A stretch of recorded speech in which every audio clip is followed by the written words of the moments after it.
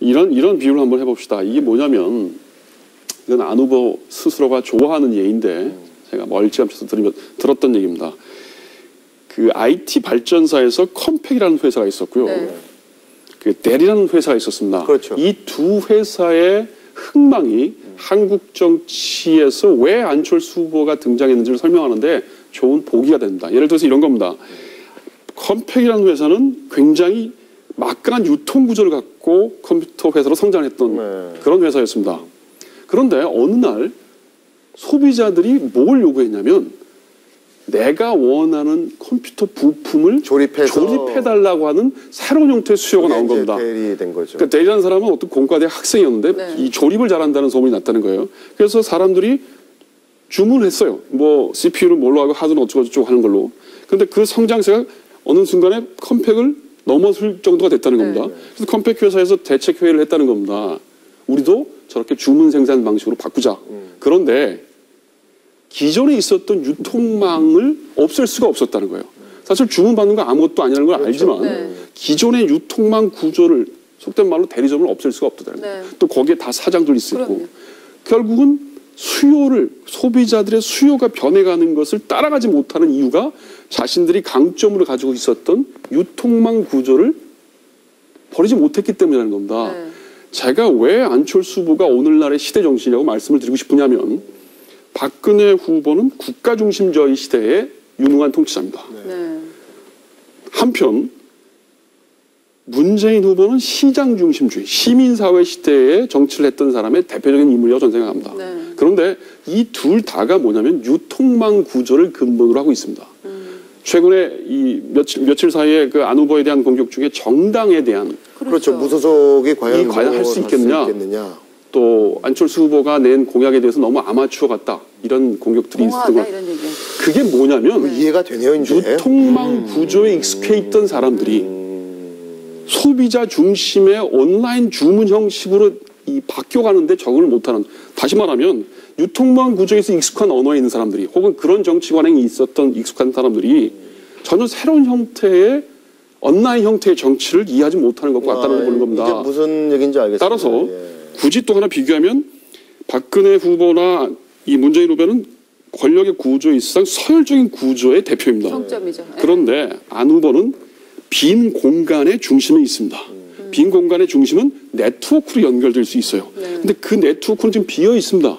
그 센터가 비어있는 센터를 만들어가는 이른바 센터 포밍하는 리더십이 바로 안철수의 리더십이라고 저는 보는 거예요. 근데 여태까지 그런 리더십이 없었어요. 모든 대통령은 제왕적이고 그것을 수평적으로 만들겠다고 해도 이 서열 구조는 바뀌지 않았습니다. 그리고 지난 50년 동안 대한민국 국민들이나 일반 정치학자들이나 언론이 그런 데 익숙해져 있어요. 근데 그걸 넘어서는 형태의 리더십이 지금 나타나고 있는 겁니다. 소비자의 수요가 바뀌고 있어요. 그렇다면 말이죠. 교수님 입장에서는 만약에 지금 뭐 단일화가 뭐 틀림없이 될 거라고 그러는데 문재인 후보로 단일화가 되면은 그 캠프에는 참여할 수 없겠네요. 교수님 같은 철학을 가지고 계시면은. 그건 나중에 하겠습니다. 그러나 원칙적으로 보면 제 학문적인 입장에서 보면 문재인 후보보다는 안철수 후보의 입장에 더 지지하는 것이 맞습니다. 아니 그리고 논리적으로 기존의 이게 뭐 색깔 진보다 보수다를 떠나서 기존의 그 폼, 기존의 형태와 안철수 후보는 전혀 다른 형태다 이런 지금 얘기를 해주셨는데 맞습니다. 문제는 어떤 나라도 다 그 권력구조, 이를테면 효율화된 행정을 위한 권력구조라는 거는 그 형태를 따르고 있는 거 아닙니까? 정치의 효율성 부분에 있어서는 분명히 안철수 후보가 걱정스럽습니다.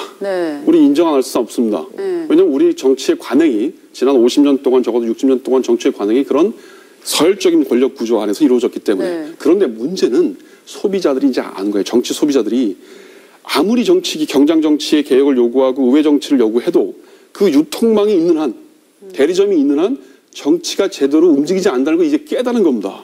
이걸 빨리 아셔야 돼요. 그건 정치권이나 우리 기존의 언론들이 그걸 알아야 됩니다. 그러니까 안철수 후보를 비판한 논점이 바로 유통망 구조를 벗어나고 있다는 걸 염두에 두고 비판하는 건 가능합니다. 그리고 그것에 대해서 우려를 하고 그것에 충고하는 건 당연하지만 유통망 구조에 앉아 있는 상태에서 자꾸 이 안 후보를 공격하게 되면 정치가 발전해가는 것에 방해된다는 겁니다. 그렇다면은 만약에 안철수 후보가 대통령이 정당 없이 무소속 대통령이 된다.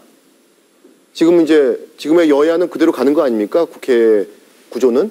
예. 그렇죠. 뭐 총선이 다음 총선까지 물론 그렇죠. 가는 거예요. 그렇다면 현실적으로 대통령이 어떻게 할 수 있다고 보세요? 뭘 할 수 있느냐? 뭘 할 수 있느냐? 네, 의문이 들죠. 두고 법을 보십시다. 하나. 두고 보십시다. 그러나 예를 들어서 네. 대통령 권한을 10분의 1을 줄이겠다. 네. 이제 이 부분에 대해서 또 여기 아마추어리즘에 대한 비판이 많았는데 네. 그 권한을 줄이는 것을 아까 제가 비유한 것처럼 센터 안에 사람들이 모여 있는 여지를 더 많이 주겠다는 걸로 해석한다면 오히려 의사소통의 구조는 훨씬 더 효율적일 수 있다는 겁니다. 정치를 우리 두 가지로 한번 보십시다. 행정의 논리가 있습니다. 실행의 논리가 있고 네. 의사소통, 의사수렴의 논리가 있는데 지금 이 두 가지가 자꾸 왔다 갔다 해요. 언론에서 비판할 때. 의사소통의 논리 입장에서는 안철수 후보가 압도적으로 유리합니다. 물론 반면에 실행의 논리에 있어서는 네. 경험도 없고 정당 구조도 없고 다시 말해서 유통 구조가 없으니까 누군가 가서 물건을 팔아야 되는데 그럴 수 없다는 거 아닙니까? 그런데 이 부분의 논리는 제가 그런 의미에서 단일화에 대해서 의미가 있다. 우리 사회에서 처음으로 보통 이제 2012년 체제라는 말을 쓰는데 네. 그 전까지 우리가 87년, 97년 체제라는 게 뭐냐면 국가 권력을 민주화했고 97년에는 뭐냐면 경제에 대한 민주화를 논의했어요. 근데 이게 다 전부 스트럭처에 관련된 문제예요. 근데 처음으로 2012년 체제는 뭐냐면 안철수 후보로 대표되는 2012년 체제는 스트럭처의 문제가 아니고 소프트웨어의 문제라는 겁니다.